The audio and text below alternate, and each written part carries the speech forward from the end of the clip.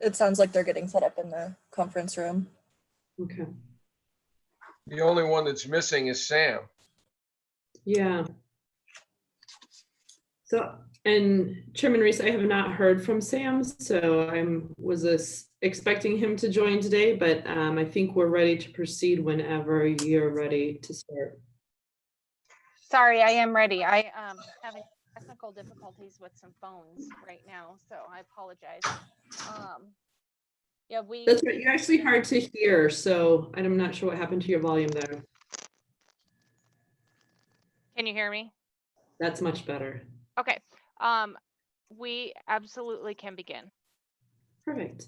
So let me start. We've got a couple of items for the workshop today and want to get through those that we can. Wanted to start with just a brief update from last night's city council meeting. Jace Hockwalt here in our office, associate planner. So finally was able to schedule and take to city council the discussion that you guys had over the course of several months on the changes to breweries and distilleries and kind of alcohol production facilities. So the council did approve that last night in a 5-1 vote. So wanted to just circle back and let you know what that ultimately means is in most zone districts, we will no longer require a CUP for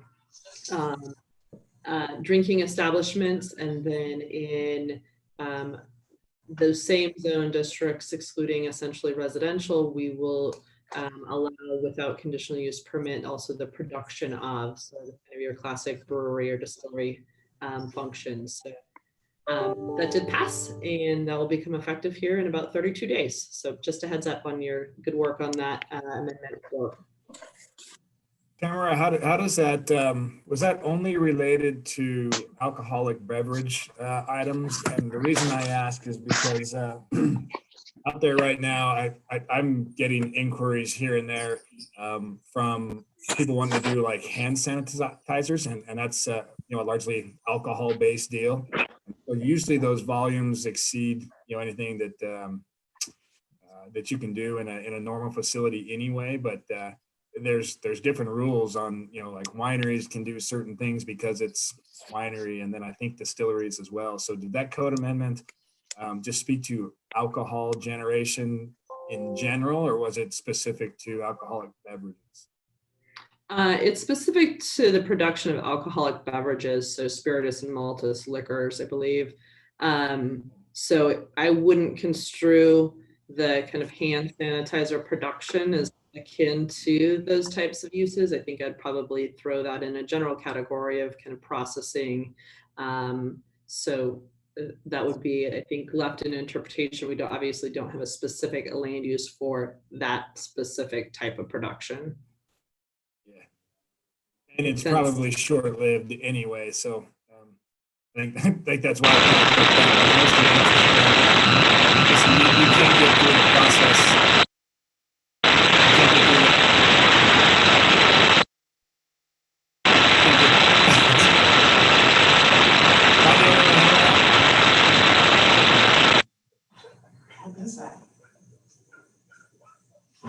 You can't get through the processes for those approvals in the amount of time that they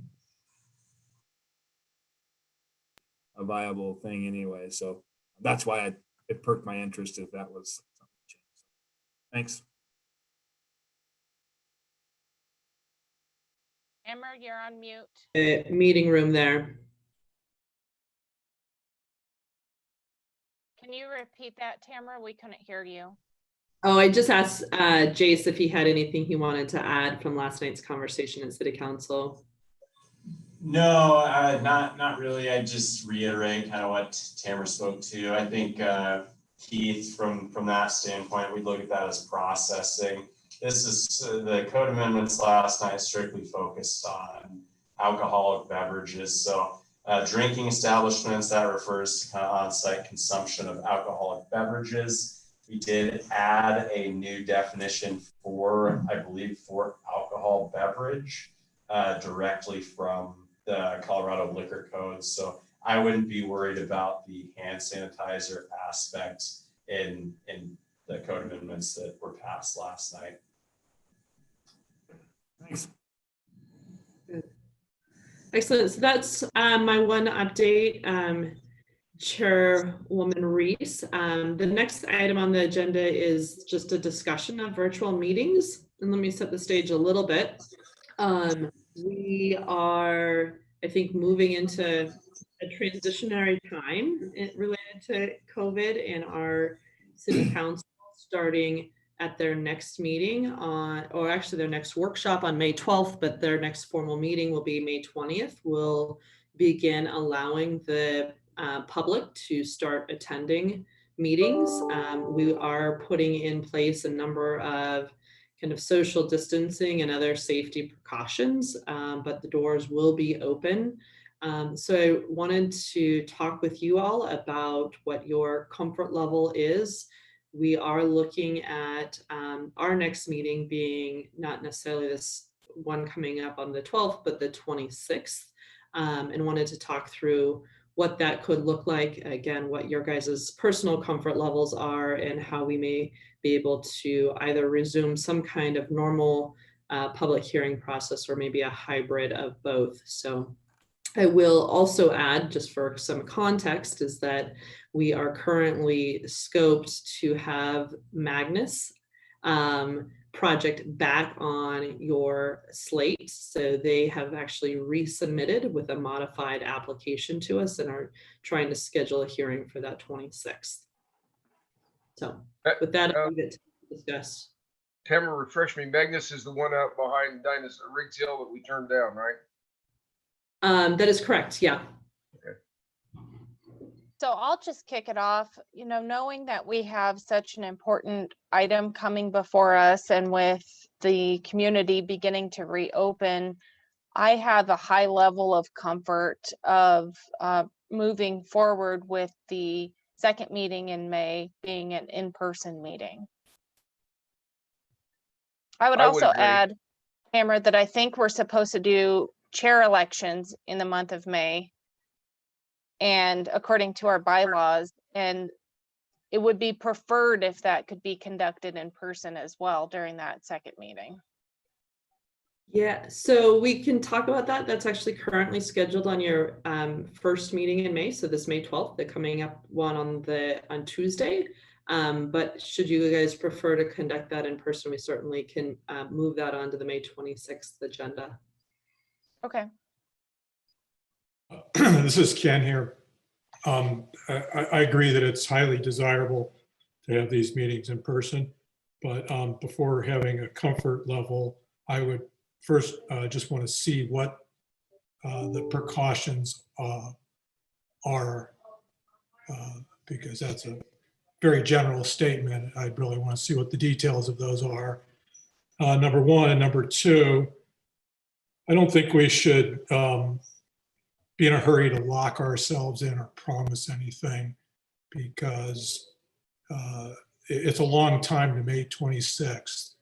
And we have no idea if the status of this pandemic locally is going to be the same then as it is now. Nobody really knows what the trajectory is. We all know what we hope, but we don't know what's going to happen. So those would be my two caveats. Can you speak to a little bit? And Sorry, go ahead. I can go through maybe some basic functions of the precautions, but it may actually be best suited to talk maybe specifically with Dr. Scissors here on all of the precautions that we've kind of put in place or designing for our upcoming meetings. But generally, I can speak to, it's about allowing or limiting the number of people in the room at one time and making sure that there is a minimum of 6 feet spacing between seatings, that things like doors are propped open, providing potentially even masks for anybody that are coming in and out of the city hall, and being able to essentially queue up in our communal spaces areas should we have more capacity than what we can actually accommodate with social distancing in that auditorium, that we actually have kind of waiting areas where people can queue up and come in and filter in through the public hearing process. So those are a couple of the highlights, if you will, for some of the precautions we're taking for the upcoming mid-May meetings for City Council. On the second piece, on the timing piece, certainly appreciate that the situation, I think, will continue to evolve as it has been. The one kind of drop deadline for us is the notice that we send out. So we do a mailed notice, a minimum of 10 days prior to a public hearing is required.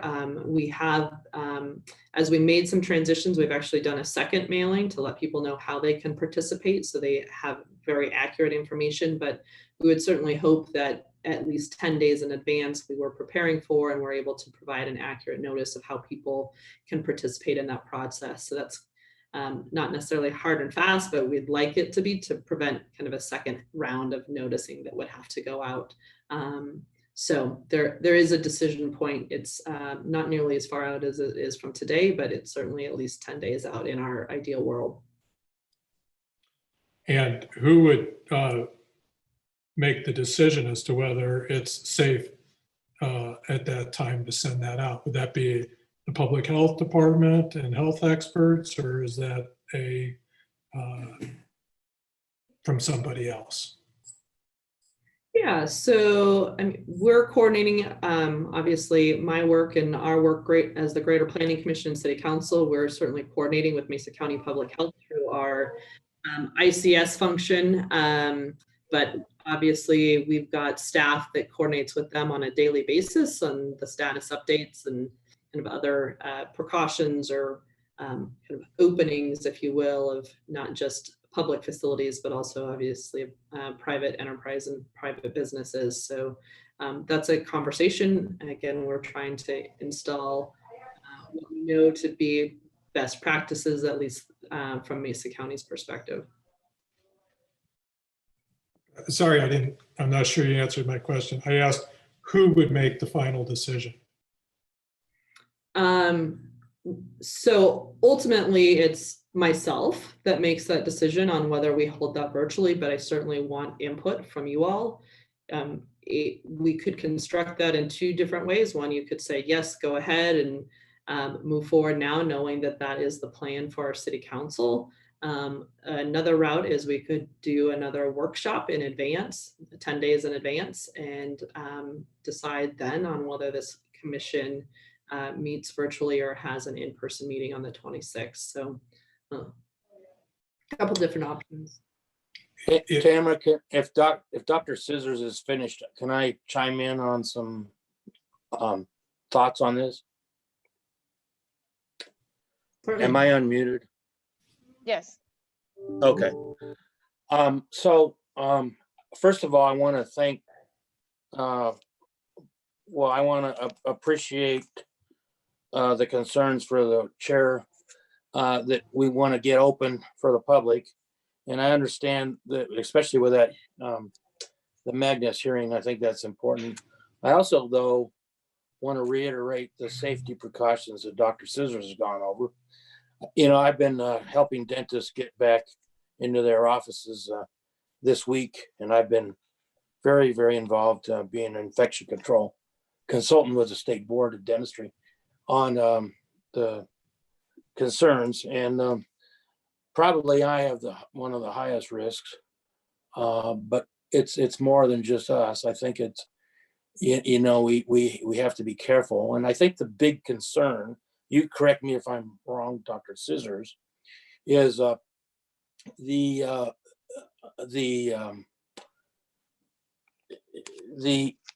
non-clinical symptoms and the amount of time that somebody can be an asymptomatic carrier coming into large areas. So my feeling would be, at least as the dental offices are doing this week, opening up their practices, they have to do really good triage on patients coming in for appointments. And we don't have a point test, but we certainly, I believe, ought to be taking infrared temperatures of people coming into that arena. But I'm happy that I think we should try to follow the city council and try to open things up. And I'm not fearful of that personally. I think that if someone has a personal problem with that, but I think then they need to make that decision. I believe that Dr. Scissors is right in asking who would make that decision. I would hope the health department would make that decision. That's all I want to say. I'm at this point in favor of trying to open that up. Thanks for listening.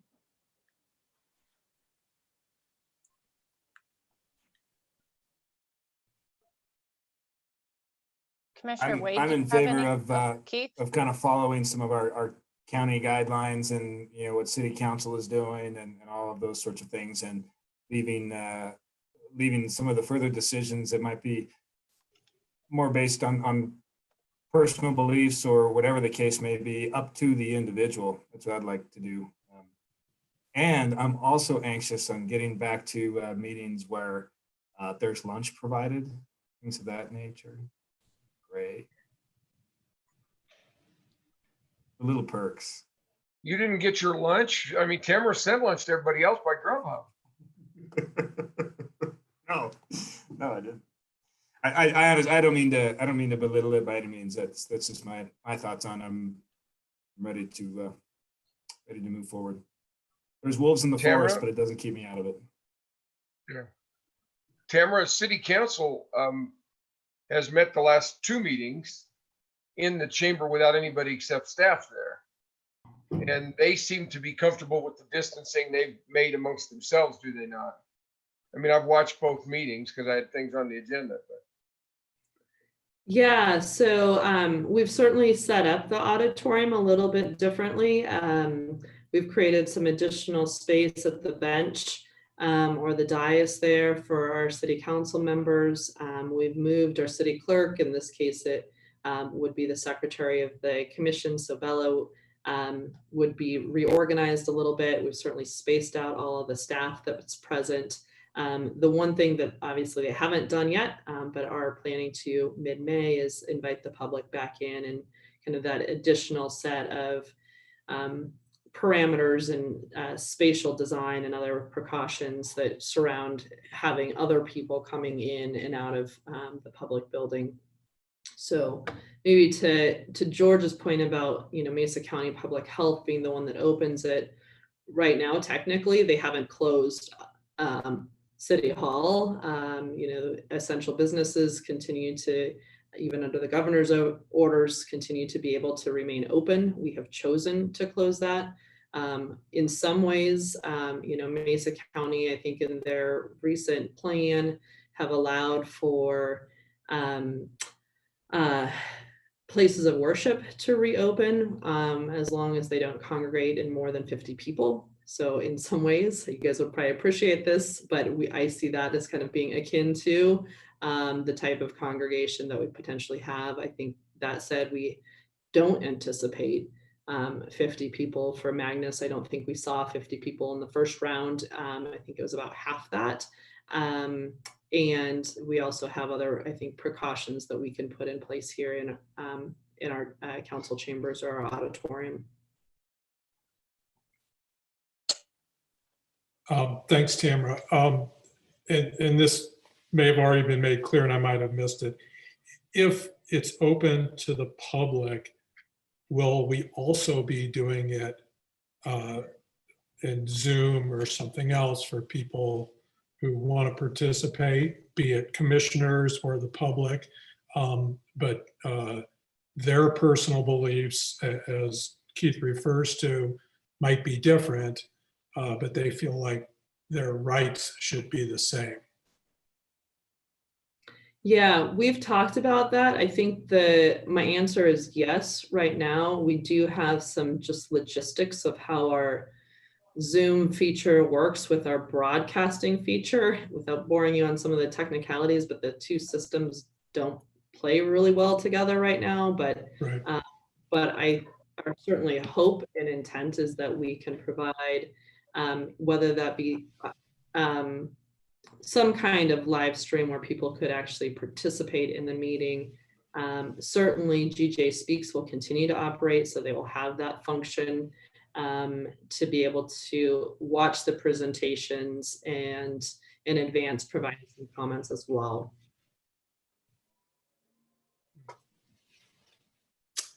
That seems a little bit on the edge where if it is, as Commissioner Ellers says, a personal belief or personal choice, we are basically allowing people who have one set of beliefs to participate and not allowing people with another set of beliefs to participate if all they can do is kind of watch it and send things in remotely without being an active participant. So that would be another aspect that I would be looking at and considering a criteria for this, being truly open to the public or only open to the public with certain risk tolerances.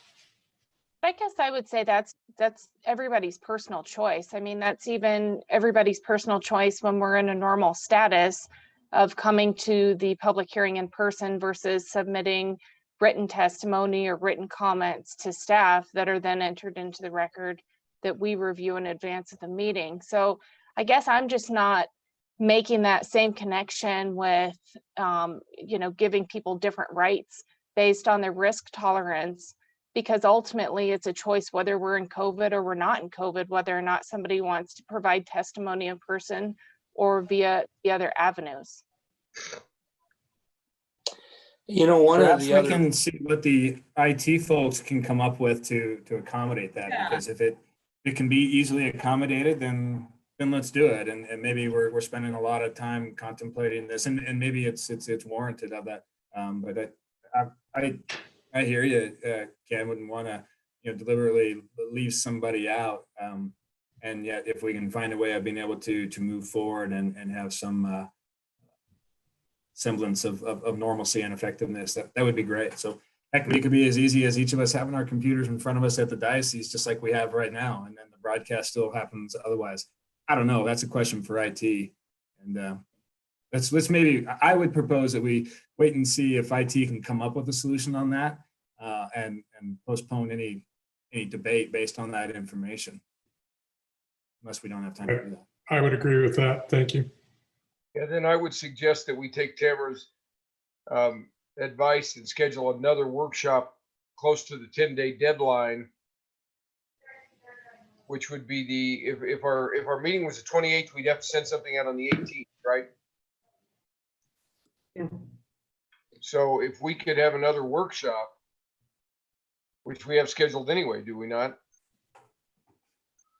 We do, but it doesn't hit that 10-day in advance threshold. But if What we I workshop, that would give us the ability to make the decision and do it. Yeah, so maybe just a little bit of a twist on that suggestion. Appreciate that. Is one, just to go back, and maybe I didn't state quite correctly or clearly enough, is our intent is to provide some avenue for people to participate in the live form from a remote setting. There are limitations to our technology and how many different moving parts, but what I heard, I think, is that you are supportive of having an in-person meeting, except there may be people on this planning commission or others that opt out of in-person participation and want to participate virtually. And if we can design a system to do that, then the preferred is in-person with a virtual option. We will pursue that with your guys' direction for the 26th. And if we're unable to do that, I would suggest I'll convene with your chair and vice chair and figure out what our alternative is, but certainly try to do that before that 10-day period of time. Great, thanks. Along with Chairman Reese's feeling, I would feel more comfortable if we do move that way, that we postpone the election of officers to the last meeting in May, so that if we can do it in person, whatever we might decide. I would agree. And I would also agree, or I would also suggest postponement because I don't think you want your new chair to postpone a public hearing of that nature their first time out. So perhaps you let them cut their teeth on something a little bit less contentious. It's awfully presumptuous that the new chair is going to be a rookie. I will not be running for reelection.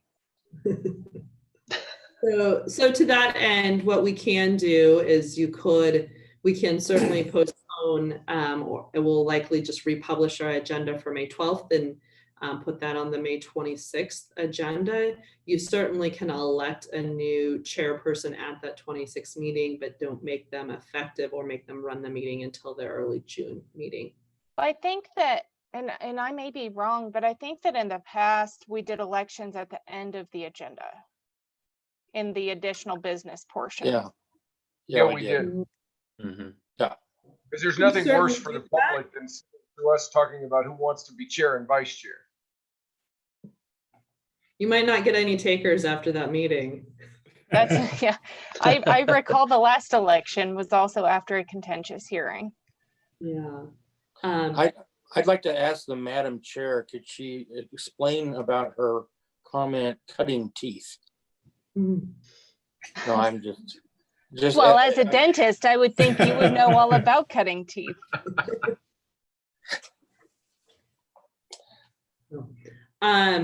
So I'll look to the direction, and Chairman Reese, you and I can visit a little bit about where that falls, particularly on that agenda. Your bylaws do say that it should happen in May, though obviously with concurrence, should you guys want to postpone that to June, you can certainly do that as well. But we can talk about where that gets placed on the specific agenda.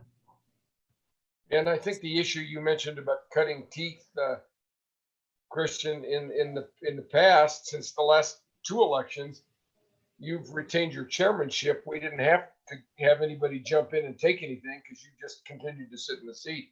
Right. But you're absolutely certain you don't want to do it for another term. Well, my reasoning is that I will be termed out next year. So I have 1 year plus a couple of months left on my term. And in an effort to try to get somebody new in there who I can help during the course of my last year on the Planning Commission and jump in and just be that supportive role, it seems to me that that would be a wiser transition. I know that when I took over as chair of the Planning Commission, I didn't have the former chair there to ask questions of, and was just kind of tossed into it to figure it out. And certainly I had great support from the Planning Commission and from staff, but I think it would have been helpful, at least in the first couple of months, to be able to ask the former chair some questions and get some guidance. So I'm hoping to be able to pass that on to the next chair. Okay, so we could still count on you being on the commission, right? Oh, of course. Okay. That's a sign of a good leader, wanting to leave the organization in better shape. Thank you, Commissioner. Well, Chairman Reese, if there's no additional discussion, we can jump into the next item on the workshop agenda. Should you ready to transition? Yes, very much so. Excellent. So I believe Chris Ashbeck, are you with us, Chris? Yeah, I am. Sorry, I had to turn my phone on. Yeah, I don't so have the cameras up. the next item is really to walk through what you actually have on your May 12th agenda, which is just circling back on the specifics of the text amendments regarding modifying and clarifying neighborhood meeting. And this is actually independent of our last workshop's discussion regarding the temporary suspension of those meetings. And we can circle back to that piece if we want to, but this is actually the text amendment that helps clarify and modify the requirements for today outside of an emergency ordinance setting. So with that, I turn it over to Chris to give you the kind of summary of what you'll see for that May 12th. I wanted to just give you guys an opportunity to ask any questions or talk through any issues you may identify now before it hits hearing. Okay. So as Tamara mentioned, I think we reviewed this, Dave helped us review it in the February workshop with you. And so we've gone back and based on your guidance, are proposing some amendments to the code that hopefully they will still uphold the purpose of holding a neighborhood meeting, which is to produce a better project and be able to provide neighbors with information and start a dialogue between the developer and the neighborhood or the affected property owners. So the amendments would still uphold those purposes, but there are some pieces of the code where neighborhood meetings are they're sort of just a blanket statement that says that, everybody must do a neighborhood meeting no matter what. And there are some instances that it seems for both administrative review as well as for public hearing items that maybe we really don't need to require the public meeting before the neighborhood meeting before the applicant makes application. So we can just quickly go over there in the administrative review application. Right now, it just says any subdivision must do a neighborhood meeting.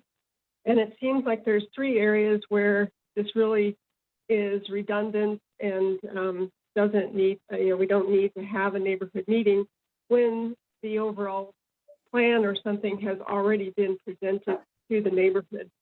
So those 3 areas are that we would look to exempt from neighborhood meeting requirement is 1, the continuous phases or filings of an approved preliminary plan.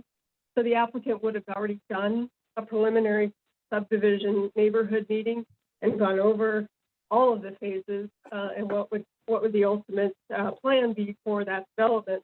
But as they come in with individual filings, it doesn't seem necessary unless they are proposing a major change to their preliminary plan. It doesn't seem necessary to require that they do another neighborhood meeting as they come in with each filing. Certainly in the neighborhood, when the application comes in, the neighbors will still be notified, but we would not have the requirement to do a neighborhood meeting for each filing or each phase. Kind of in that same vein, if there is a subdivision application where a neighborhood meeting was held for perhaps a concurrent or a different application like a rezone, they've already held a neighborhood meeting for the rezone, and at that meeting did discuss what a preliminary plan might look like. They may have had a plan there to be able to talk about the zoning that they were going to be requesting.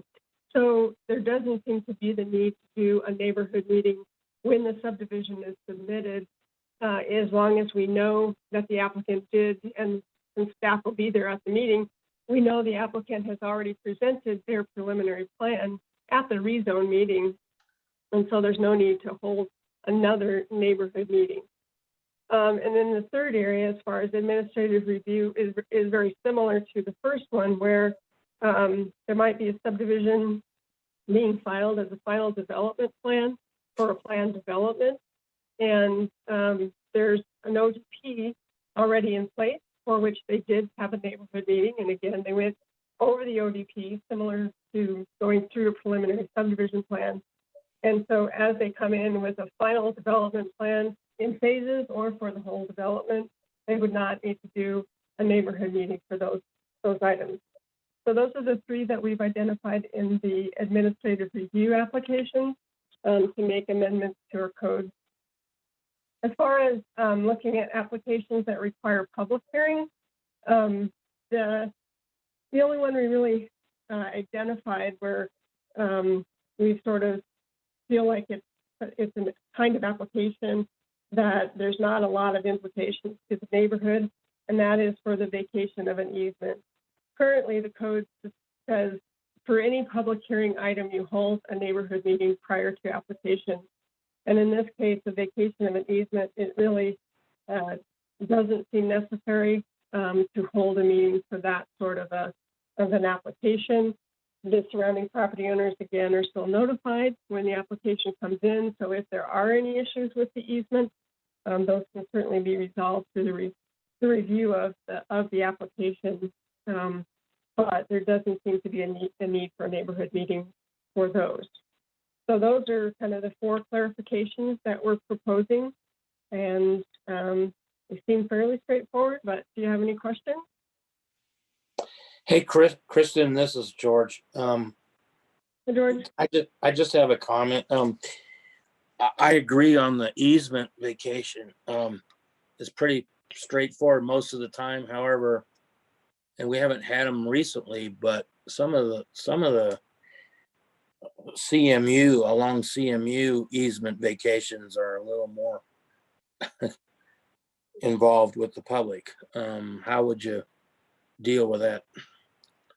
Easements for like utility companies and things? Well, Or- okay, so vacating the right of way Right. around the Yeah. around the campus. Yeah, we feel that those really still should have a neighborhood meeting prior to an application being made. In CMU, it's a little different situation. There is an area that they've described as their master plan area, and within which they do not have to do neighborhood meeting, and the Okay. right-of-way vacations are done administratively. There is some notice of neighbors though within that process. So, but that's for a right-of-way, and I think we felt like a right-of-way still should have some sort of public meeting before an application is made. Okay. That I was two different things and okay, but I did want to address that around the university. And I think, didn't we as a planning commission make that more administrative with the university in the past? Yes, yes. Okay, thank you. See, I'm forgetful in my old age. Keith can tell you all about it. We've got an application right now that Keith is helping with CMU run through that process, of the administrative process. So I Madam have a Chairman? couple of questions. Oh, go ahead, Oh, Commissioner go Brady. ahead. Go ahead. Oh. Okay. Most easement vacations are very, very uncontentious. However, a couple years ago, we had one that was in a subdivision that, and if you guys recall, there was a whole situation about who was going to get the land, and it was people like to walk around on it. Those types, and it's hard to know what kind of easement vacations are going to be contentious and which ones are not. And I don't want to apply this one situation to all easement vacations, but at the same time, I think there are some circumstances that do require a neighborhood meeting, such as that one. There might be. That one too was, I believe, just a right-of-way vacation also. Oh, it was. It was a tract of land in Darla Jean subdivision. Yep. And they were trying to vacate that right-of-way, basically. That really wasn't clear who owned it or who had, had rights to that property, and whether or not they really were easements in there. But it was, I think we treated it as a right-of-way vacation. Okay. And then they had to, yeah. And then my second question is, do we have substantially changed defined in our code? Because as I was watching your video on this item earlier today, and I have concern that if we're looking at like a phased subdivision and one of the phases is substantially changed, and does or does not have to have a public meeting, I guess I just am unclear of what substantially changed means, and if we have like a threshold of like 25%, and then how we define that. We're talking I about might add- neighborhood meetings, not public meetings, right? Yeah. Neighborhood meetings. Neighborhood meeting. Remember, what we're talking about is that we're talking, most of these, the first three all deal with administrative approval, not public hearing approval. And so I agree with the chairman. It's very important, I think, to define what substantial is, because you could have an administratively approved change in a subdivision that it's not going through any sort of public hearing where they have any ability to talk about it at all. It's all administrative. They have the ability to participate, Keith, don't get me wrong, but I'm concerned about just blanketly saying you can make changes without defining what substantive is. I think we do have some guidance in the code. Not exactly sure where. Some of it's in our plan, more of our plan development section, but it talks about certain things, lot configuration, access, density, intensity, land use intensity. I don't know if there's a real definition for it. I don't know, Jamie, Jamie's not there anymore. I don't know. I mean, I can look at the application. Chris, let me jump in a little bit there. So when we look at a final plan or final plat submittal, we have to evaluate it on whether it is consistent with the approved preliminary plan. So if it is consistent with that approved preliminary plan, it moves forward through the system. And this is where we're saying we don't think it's necessary to hold yet another neighborhood meeting if that plan is consistent with the previous one. If it's inconsistent, then it would need to go back and amend that preliminary plan. So kind of the terminology for substantial doesn't actually come into play in our code language, except when we're dealing with amendments to our plan developments. And as Chris just alluded, there are some very specific criteria about what constitutes a minor plan amendment and what then by default becomes a major and has to go back through the system. So we do provide some delineations in that. Certainly things like increase of intensity or increase of density, change of transportation, access, those types of things in plan development are without question major amendments. And then there's a list of essentially what constitutes the minor amendment that we can process administratively. So hopefully that adds a little bit more clarity. But again, on that final plan, it has to be consistent with that approved preliminary plan in order for it to move through the system. So if I understand you correctly, Tamara, the ODP question, there are some specifics in the ODP code that define changes in density and things of that nature. Yeah, it sounds absolutely. to me like we're talking about items 1 and 2, the first two situations. And then rather than, if I apologize for being incorrect in using the word substantial, we have to figure out what is consistent. And I guess that's what you guys are saying is that that's a judgment call on the part of, or that's an analysis by the staff and a determination of if what they're proposing is consistent. But I don't think it's just an analysis by the staff on that particular element, because it's already gone through a course of filters to determine that a particular item is an administrative deal. And typically that's been based on how objective or subjective some of the review criteria are. And that as we get down to those that are more better defined and less objective or subjective by those criteria and codes, then we've deemed those appropriate for administrative. So it's already gone through a series of filters to get there that I don't think lends it to the same concerns about people not being able to be part of a public process in which they can influence, because there is the other side of the element there, or the card here, that speaks to a property owner's rights as defined by the code. In those areas where it's less defined, then certainly some discussion can be contributed. But even to throw that side out and say, well, Keith, that's just your interpretation of this. I might also offer that to have a public hearing, the impacts are on the developer to send these notices out that there's going to be a public hearing.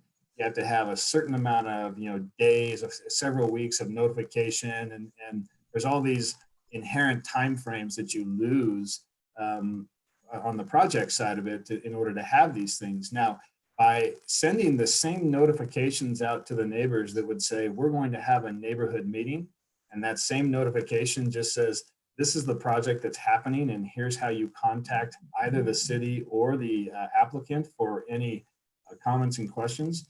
You're not taking the ability for somebody to take action or to be a part of a process away by not having a neighborhood meeting in these few instances that this amendment seems to be for, in my opinion. They would still have the ability to provide comment and articulate concerns and even have connection to both the applicant as well as staff.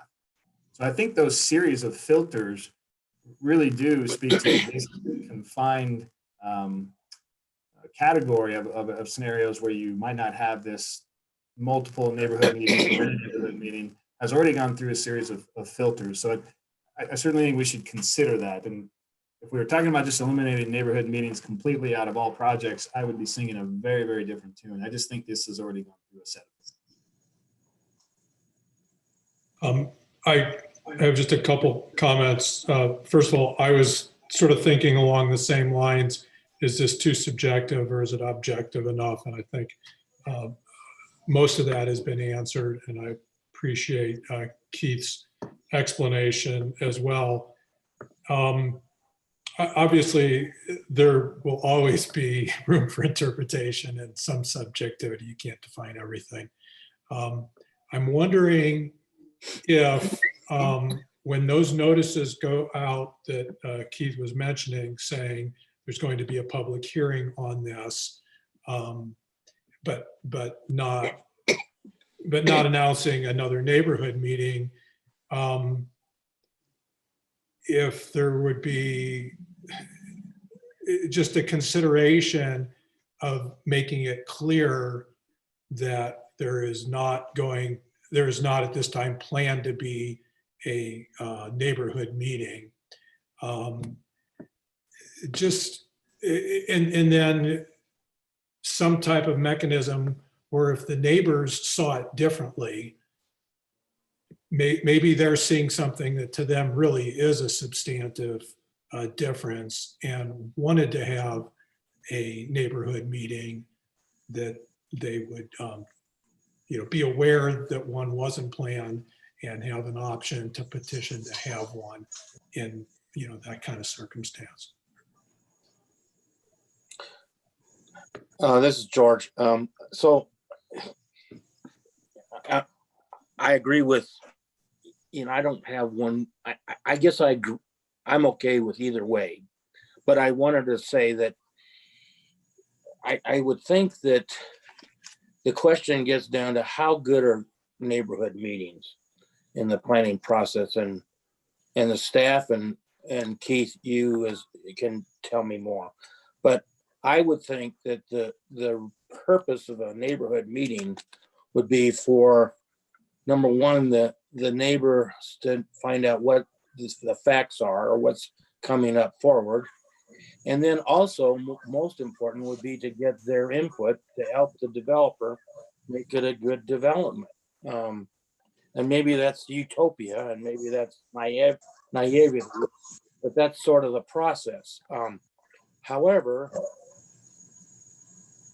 just watching and being involved on the commission, it seems like the neighborhood meetings are more, have gotten to the point where some of them are just the neighbors who's against all development kind of voice their negativity. So that's the only points I want to make. I would hope that neighborhood meetings, if are relevant and beneficial to both parties, and if that's not the case, then maybe we do look at changing some of it. Thank you. As I understand it, Keith was talking about public hearings. The three items we're talking about here, there would be no public hearing on because those are all administrative. Am I correct, Tamara? Yes. Okay, so in these three instances, we're talking about a purely administrative process, which does in fact have the filters that Keith referred to in place, but there would be no opportunity there's no opportunity for a public hearing because it's all administrative. So if anybody wants to comment on anything, they've got to come directly into the staff through the processes you have in place. Okay. Okay. And that's what I was speaking to as well, was administrative processes, not just those with public hearings. I think the idea of being able to send the same notice that would go out to say there's going to be a neighborhood meeting, you could send the very same notice to say, this is going through, and to what Ken spoke to, there is not a public hearing. This is an administrative process, yet you're not left out. You have an opportunity to participate via these channels. A, here's the applicant contact, and B, here's the staff contact. Just a point of clarification, doesn't the, Tamara, doesn't the ODP though go to a public hearing in front of the city council? Yeah, it absolutely does. I don't know that we're contemplating any changes to the outline development plan requirements for neighborhood meetings, though. Okay. So those issues that you were contemplating the changes will not go to city council eventually? So the text amendment is, maybe let me clarify a couple of procedural pieces that came up in a couple of your guys's questions or comments. So maybe starting backwards with Keith on the question about providing this other notice on administrative approvals. We do that now. So for example, in the final plat process, we certainly mail notice and let them know that we have received an application. It will be received administratively or reviewed administratively. Here's the information. Here's the contact to the planner if you have questions. So those notices are going out. This happened with site plans. This happened with a variety of different things that never come in front of a public hearing forum. So that's being done. It's based on our code and the requirements therein of the code to send those notices for specific types of projects. Maybe to George's point or question on the purpose, I think it sounds like George might have read the staff report. What George iterated as the purpose is certainly what the code declares as the purpose or provides for the purposes of neighborhood meetings. It's really intended to be a dialogue between the neighbors and the proponent of a project, trying to understand concerns, issues, other challenges related to that site development, and then providing the opportunity for the developer or the proponent to actually hear those comments and potentially make adjustments to the plan prior to submitting it for review to the city. So that's really the intent of that dialogue. Now, why we've specifically flagged, for instance, this final plat as not being kind of consistent with the purpose of intent is, as Chris indicated originally, is you first have the preliminary plan that goes through a neighborhood meeting. That's where the kind of concept related to a subdivision is really vetted out. And then the final plat that follows that has to be consistent with that preliminary plan. And so in order, if you were then to hold a neighborhood meeting for that final plat and people raise new concerns, it really would be for naught in the sense it has to be consistent with that previously approved plan, the preliminary plan. So again, the value, we don't see value added for that neighborhood meeting, because even if issues were to arise, they would have to go back to a preliminary plan and make modifications in order to move that through the subdivision process. Does that make sense? Yeah. Yes. Yeah. Thank you. So maybe a question, want to maybe just let this sit. It sounds like there might be other concerns, but should you guys want to have more kind of workshop level discussions on this, certainly let us know.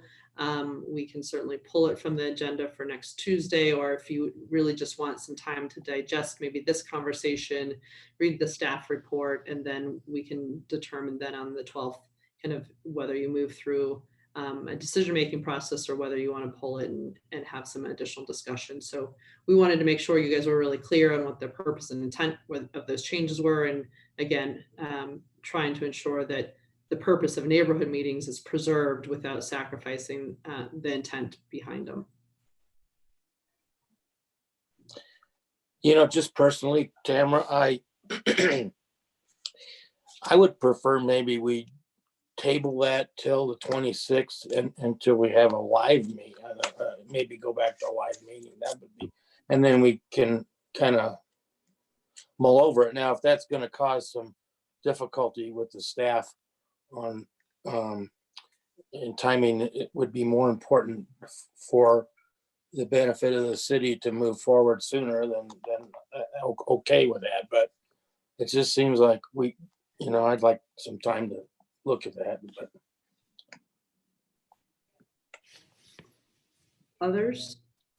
Yeah, I just just want to circle back one more time, just so I make sure I'm really clear. I heard what you said, and that all makes good sense, and I think I understand it. But I just want to make sure that somebody from the public, when they hear this, they may think, "Oh, we used to be able to have a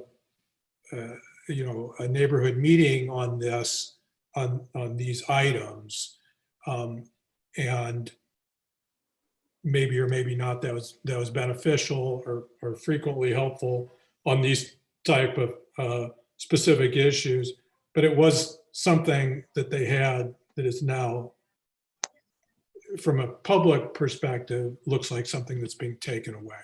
So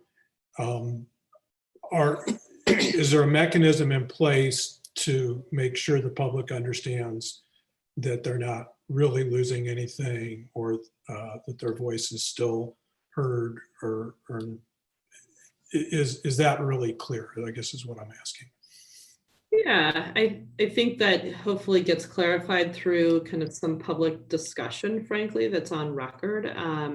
I don't think that there's any intent here to take away or subtract any neighborhood meetings that are being either conducted today or being conducted that are specific to the purpose of neighborhood meetings.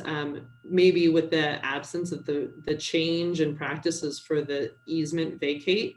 But as Chris represented, we have not seen significant value in holding those. We oftentimes have meetings that just aren't attended, period. So it's a lot of effort on both staff and the applicant's end to hold a neighborhood meeting and mail and conduct and set up for and prep, and oftentimes with zero participation. So that certainly is the change there on the easements. I will say that the practice on the final plat hasn't been to hold neighborhood meetings. So I don't think there's anything that is perceived to be taken away on that end. This is where we really wanted to provide the opportunity to clarify what that responsibility is for those subsequent filings. And I take maybe a relatively new project as an example, the Granite Falls one. I think we highlighted that for you in the staff report. This is a relatively new subdivision off the South Camp Road. I think most of you have probably driven by or familiar with it, but it came in the preliminary plan. We actually received a lot of input on the preliminary plan that was done through an administrative review process, but had a lot of dialogue with neighbors on there. But now as they're moving through each of the filings, we are not holding neighborhood meetings on that, in essence, because it's been vetted at the preliminary plan foundation. But that's where there's disconnects between our code and kind of what the practice is. So we want to make sure, obviously, that those are aligned for obvious reasons. So maybe to your point, Commissioner Scissors, I don't think that there's a perception that we're taking away, but I think that we can certainly help communicate that to our public if there is perception therein. Okay, yeah, I agree. I don't think we're really taking anything that's beneficial away. It sounds like it's something that's not used very often in these particular settings, and they've already, like everyone's explained, have already had their input and can still give it. But yeah, I just wanted to make sure that there wasn't going to be somebody who would view this that way and raise that issue and catch us by surprise, not be really well prepared to educate them and so forth. Hey Tamara, can I ask a question? So I'm in favor of this. I would support making the change. Is there a need to have it done next week, or could we hold it off till the we open up the meetings back up for public hearing. Yeah, there an- there's no particular urgency on this one. Again, we just continue to identify opportunities in our code to make it consistent or modify as I think we identify issues that come up. So we can certainly postpone should you all want. In fact, we can workshop it again in 2 weeks if that would be preferred, just so everybody has a good basis for understanding. But really, we'll look to you guys and Chairman Reese for some direction. Yeah, the reason I'm sorry to interrupt, but the only reason I would say that is, there's a lot of anger out there right now. There's a lot of frustration with COVID. And my personal feeling would be that it would be better to have that with a full hearing. And in particular, I think you do a really great job, Tamara, of explaining things to the public. And I think it's a lot easier for us to do that when we're talking about making these changes and how it's not as impactful as maybe people think against their rights. But I think we can communicate better in a public hearing than on Zoom. So you do a good job. I don't know. Yeah. I don't know that I agree completely with that assessment that we are that much better in person than on Zoom. It is different. I do agree with that. But I would ask for the similar sensitivities to be provided to property owners that have property rights. And these elements that we're put forth are either elements that already have a full process that included neighborhood meetings or public processes, or are very, very low impact, such as minor subdivision and simple subdivision sort of things, which again are dialed in with rights. So a similar sensitivity to the property owners and developers, especially for those projects that are smaller and don't have the capacity to endure the time cost of money, or the money cost of time on those neighborhood meetings. I wish we would give the same sensitivity to the property right owners. And then ultimately, forgive my optimism here, but as we do emerge from the uncertainty, even if it's more prolonged than we may think, not saying anybody's got a crystal ball, but if we can take care of these things on agenda items now, we've discussed this several times already, including today. Is there something more that we're going to gain by pushing this down the road, other than potentially congesting agendas if optimism pulls through, that we do end up having some activity? I guess I'm leaning towards why push if we can move it through now. And with that said, that's my question. It's not a line in the sand. If everyone wants to push it off, I'm not going to.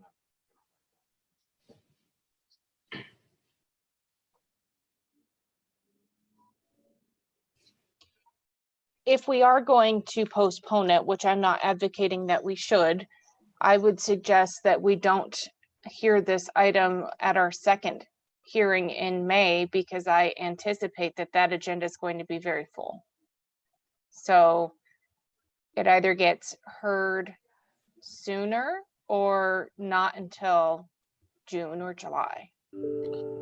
Well, I would like to say I rescind my proposal.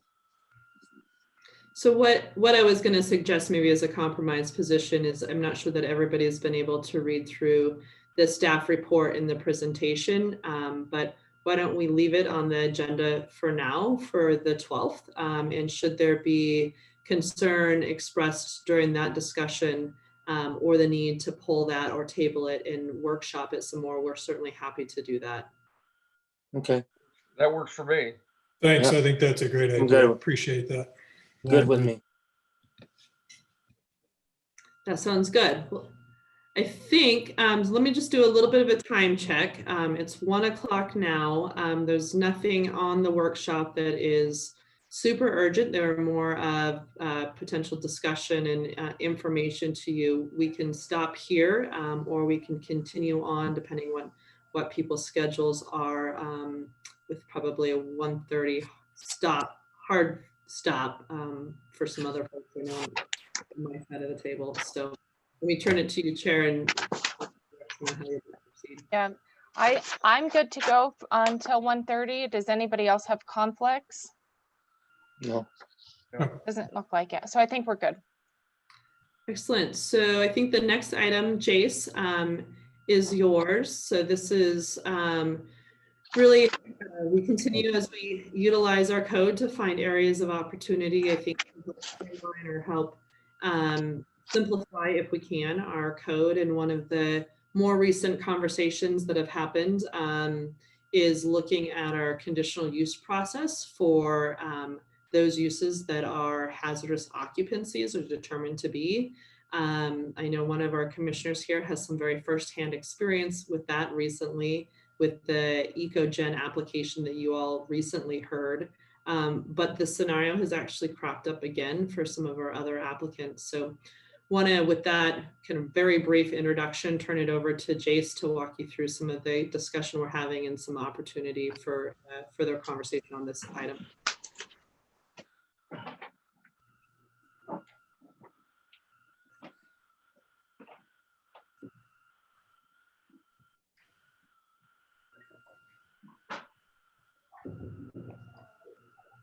All right, sorry, a little technical difficulties here. Can you guys see my screen by chance?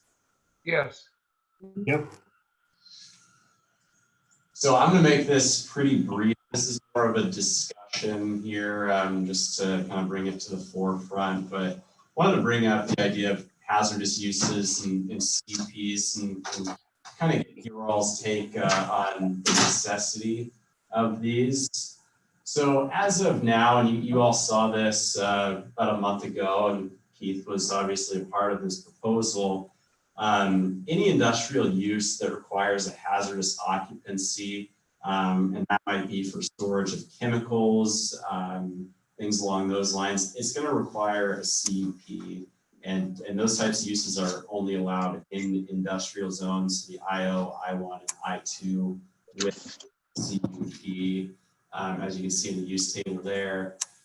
So with the CUP criteria, and I've probably ingrained this in all of you at this point with bars and breweries and this now, but there's criteria that need to be met. First one's district standards. With all the industrial zones, there are performance standards for industrial uses regarding vibration, noise, glare, solid and liquid waste, and hazardous materials.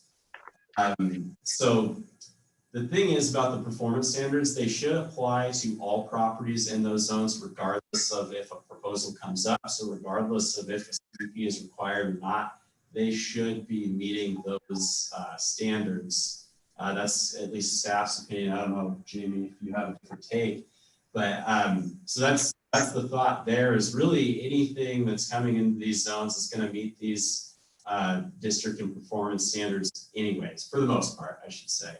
The second criteria is specific standards. We don't have any specific use standards for hazardous occupancy uses, aside from the performance standards I just kind of mentioned.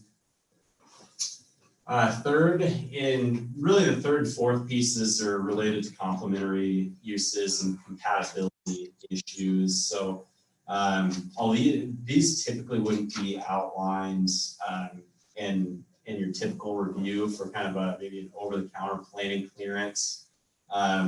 But the thought is in industrial zones, you're going to be surrounded by, typically surrounded by industrial uses. So the hope is the performance standards would help to mitigate potential issues regarding complementary uses and compatibility issues. So those are the criteria for the CUP moving forward. And then the application and review procedures on the screen there, basically a site plan review, and this was indicated with EcoGen, but a site plan review and approval can occur either before or after approval of a conditional use permit.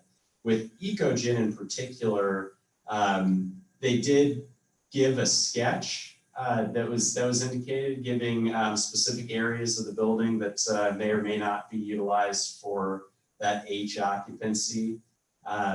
Really, that's all that's needed on the front end, and it's not uncommon to just get a sketch like that, because typically these will all be fire and building code and permitting processes. Typically, the planning process is the first aspect. But when they go through those other two processes, and Keith might be able to indicate this as well, but plans might change, they might revise a little bit based on discussion with the building department, discussion with the fire department. So things might revise there. So really, I bring this up, and you know, there's no need to remove what's in place, but it's just a discussion point. So a couple of options I just list are remove the CUP requirement for hazardous occupancies in all industrial zones, essentially just allow those uses by rights or outright. The second is remove the CUP requirements in some of those industrial zones, whether that be I2, I1, or keep the CUP requirement as is, and certainly open to other suggestions or thoughts. So that kind of concludes this quick and dirty presentation, but I just want to see what your thoughts are.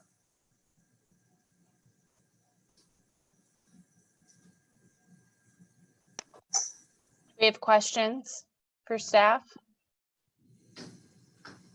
Jason, are there industries outside of hemp that are looking at H classifications? You know, the intro kind of indicated that there was some other inquiries on this side. On this nature. Yeah, there has been actually. You know, we just did a major site plan review for. Do you remember? Tamara, help me out here with that 60,000 square foot building.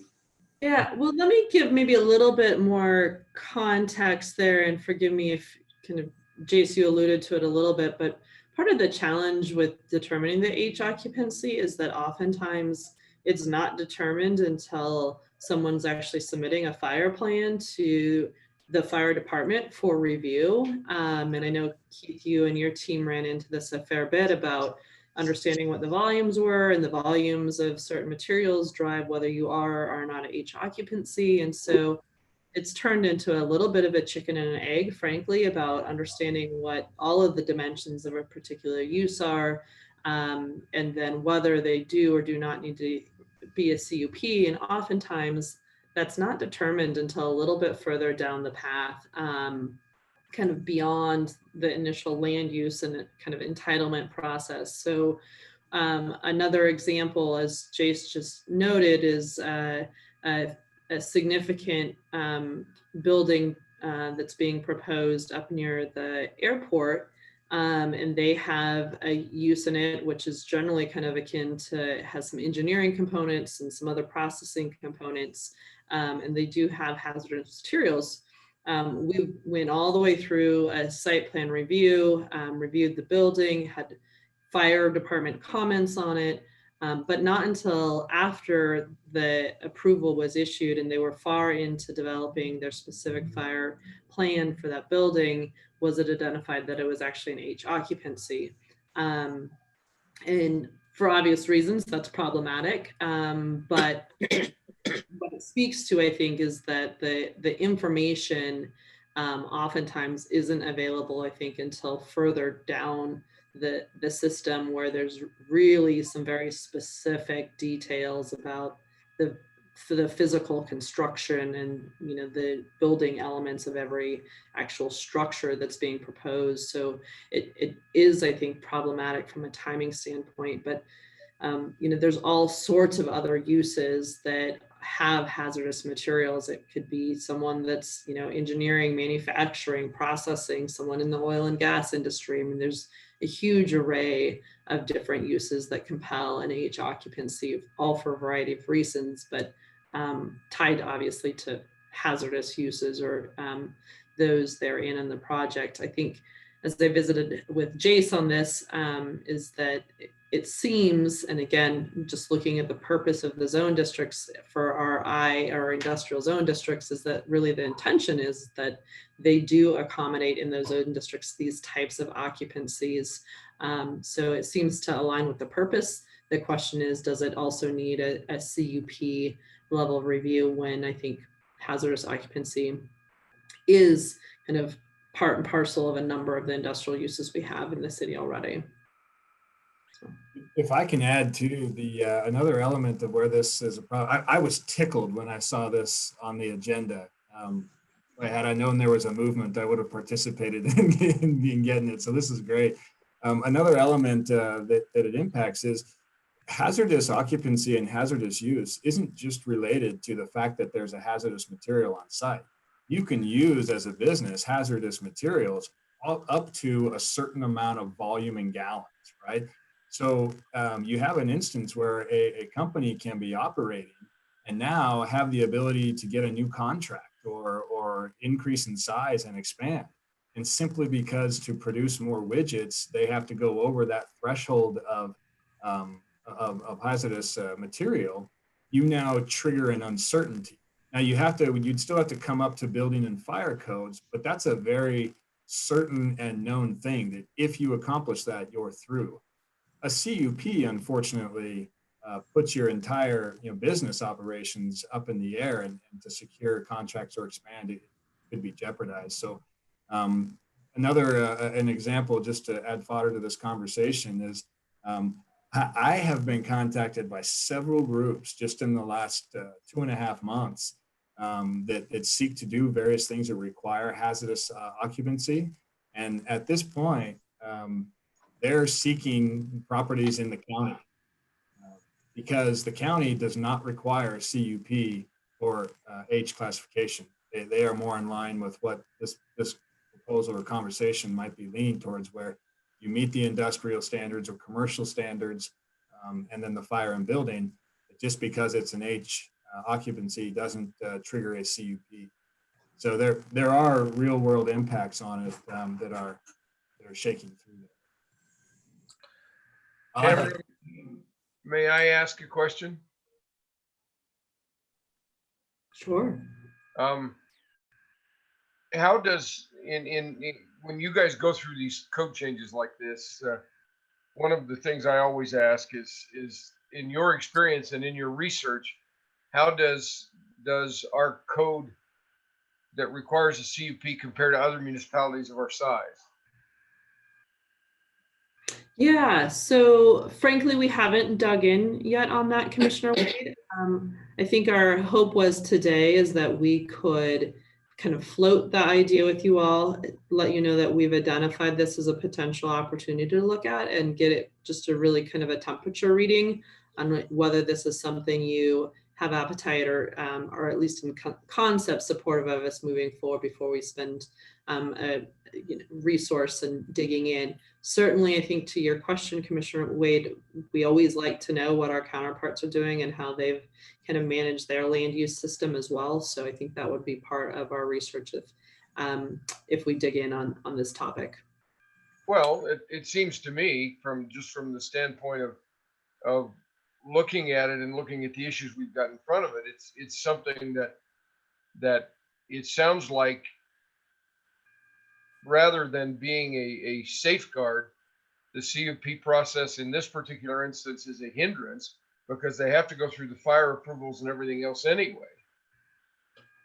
And so I would also ask, Jace laid out 4 options. At this point in time, just having brought this up because of what you're hearing, which option does the staff feel is the best one? Yeah, good question. I might look to Jace here, but I think we're looking at probably either option 1 or option 2. I think we want to kind of dig in a little bit, especially on the IO zone district on kind of compatibility related issues.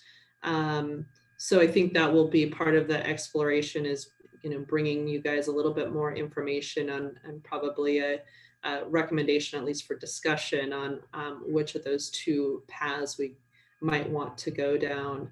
I will add to a little bit, many of you guys know I worked in Garfield County before, and Garfield County obviously has a very significant oil and gas industry there, and they did not require conditional use permits for industrial or hazardous materials if the use was in an industrial zone category. So again, as you look for some of our neighboring counterparts and what kind of their land use structure is, that is certainly one of them. I always think it's important just to take in local context and local concern about, community notification and community participation in the discussion. So that's always different in each and every community you work in. This is George. I agree with both Keith and Bill and Tamara in regards to the 1 and 2 options. I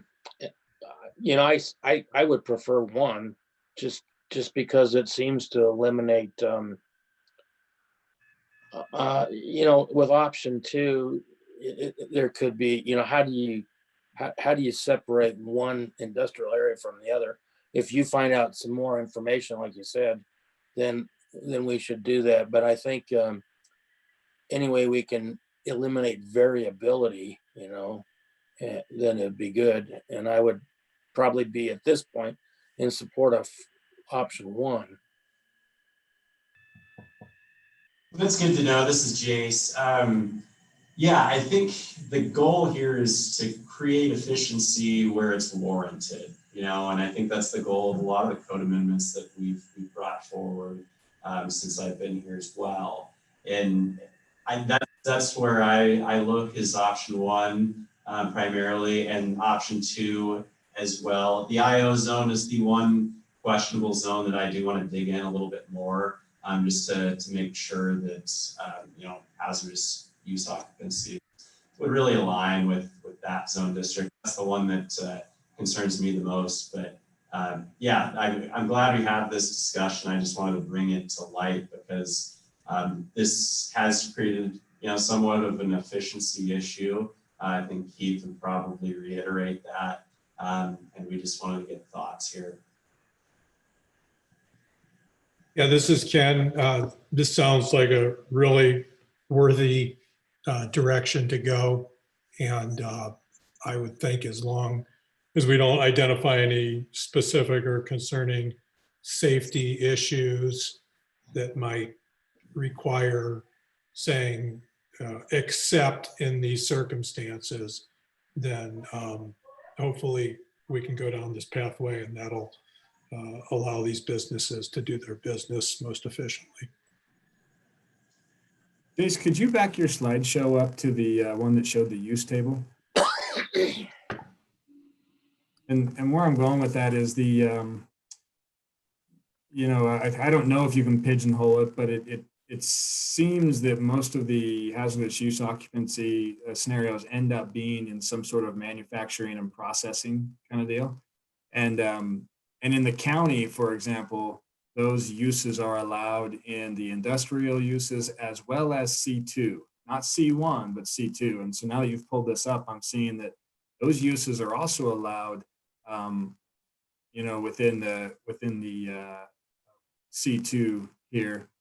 So I was just trying to correlate that, but I see that even those uses on their own without a hazardous is a CUP. So I might not have anywhere else to go with this conversation now that I'm looking at that, but I just wanted to make sure we weren't only looking at industrial zones if C2 is something that should be contemplated as well. It will be something that's looked at, because as you can see in the kind of the top line item, it actually states outdoor operations and storage. So where assembly, food products, and manufacturing, processing fall, that would actually fall under that outdoor operations. The H occupancy we've determined from staff point, although it does look to fall under outdoor operations and storage, that's actually just across the board. It's at the bottom of the table, and we view that as across the board for indoor or outdoor. So I believe indoor operations and storage when it comes to manufacturing and processing is actually a by right allowed use in C2. So that would be an option as well to look into here. Again, this is very preliminary, just something we wanted to throw out there and get a gauge for before we dove in even deeper. I think maybe to Keith, your question, maybe a little different spin on it is perhaps we do need to look at C2 and whether there should be a provision or consideration for hazardous occupancy in that C2 zone district. So we can take a look at that, I think, and provide some kind of at least analysis or understanding of what may be a pro or con to look at that, either as a by right or a conditional use. Okay. Well, I think that accomplished what we were hoping to achieve, unless anybody else has any comments or questions that we will kind of dig in. We'll certainly bring in for consideration and consultation our fire department that are the primary roles and depending and determining the H occupancy. So just know that this is on our radar and you'll likely see it back at a workshop soon. Thanks, guys. Thank you. Yeah. It doesn't, we don't have time for the last item, do we?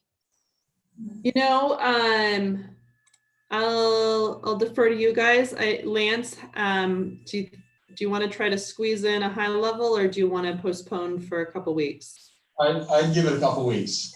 Okay, I think that's a good idea. So Chairman Reese, I did have just one closing comment before I'm ready to let you guys go. But I just wanted to give you a heads up that for next week's meeting, we do have 3 items on it. So we've got the first one is a request called Eve 2, which is an amendment to the comprehensive plan as well as a zoning amendment request. And this is down on South 7th Street. We also have another one off of 24 Road, just north of I-70 and just south of H Road for another comprehensive plan amendment and rezone request, and then the neighborhood meeting one. So there's 3 items on that agenda. It sounds like we will move to the 26th agenda, the election of officers. So know that the posted agenda will be modified with that change. And then lastly, did want to give you a heads up too, that we are going to be trying a little different Zoom platform for next week. So we'll continue to use Zoom, but they have what they call a webinar feature that does allow the public to participate. So we are going to try that. The invitation out to you will actually look a little bit differently. So just wanted to give you a heads up that when you get that information from either Bella and I, that it will look different than kind of the normal invitations we've been sending you for Zoom, but that is what it's all about. And as we noted for that 26, we're trying to figure out what technology might work best for our public to engage remotely. So this will be our first attempt at that. Great. Are there any questions for Tamara? Okay. Get Keith some lunch. Yeah. Got some cookies Probably here. didn't have anything contentious. We don't want to do it hangry. All right. Well, thank you, everyone. Thanks. Okay, bye, See you everyone. Tuesday. Have a good afternoon, y'all. Bye. Thank you.